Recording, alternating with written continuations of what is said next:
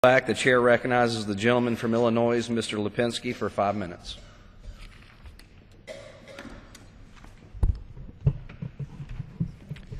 Thank you, Mr. Speaker. Mr. Speaker, I rise today in honor of National Catholic Schools Week and to recognize the outstanding contributions that Catholic schools have made to our nation. Catholic Schools Week was celebrated last week in schools all across the country. As a proud graduate of St. Semperosa Grammar School and St. Ignatius College Prep, and a strong supporter of Catholic education, I once again this year introduced a resolution honoring Catholic schools.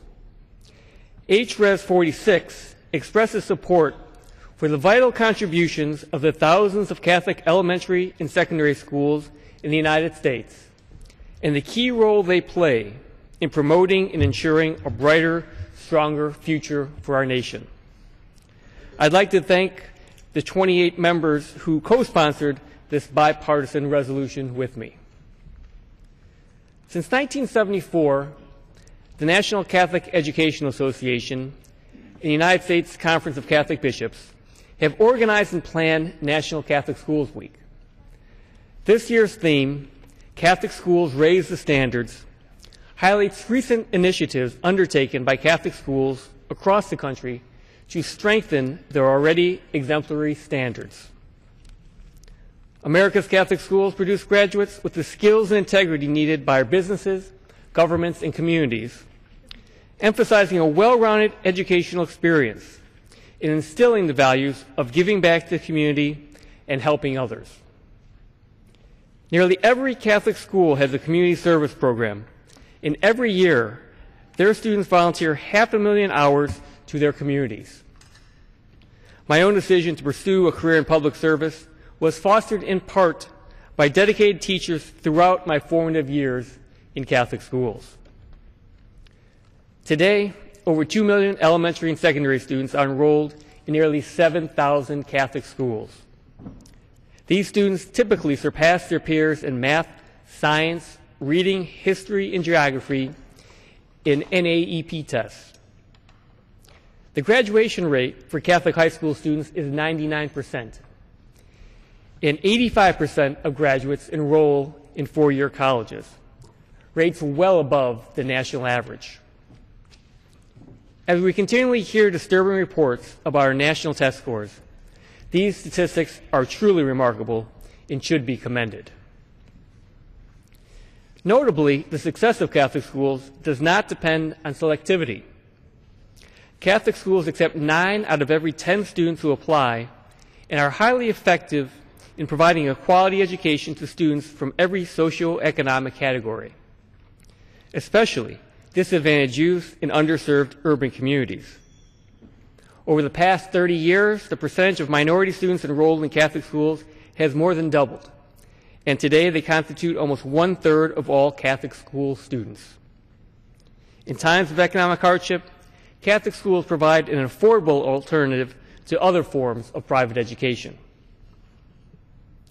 Now, in addition to producing well-rounded students, it is estimated that Catholic schools save taxpayers over $18 billion annually. The importance of these savings is undeniable as we in Congress and lawmakers across the country struggle with budget deficits. I was born and raised in the Chicago Archdiocese, where more than 87,000 students attend 250 schools. In the Joliet Diocese, close by, 22,000 students are educated in 48 elementary and 7 high schools. In my district alone, there are nearly a dozen Catholic high schools and more than 50 grammar schools, including one of the best in my home parish of St. John the Cross in Western Springs, which last year was named a National Blue Ribbon School by the Department of Education. The focus of this year's Catholic Schools Week, Catholic Schools Raise the Standards, demonstrates a continued commitment to excellence.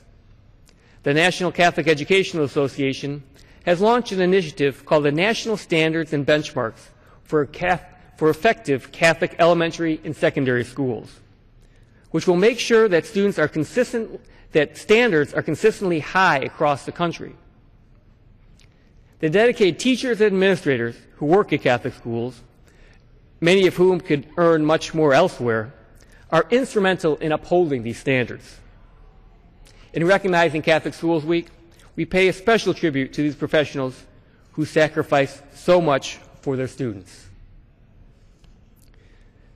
During Catholic Schools Week last week, I visited several schools in my district, including St. Denis in Lockport, St. Cajetan in Chicago, and St. Alphonsus St. Patrick in Lamont.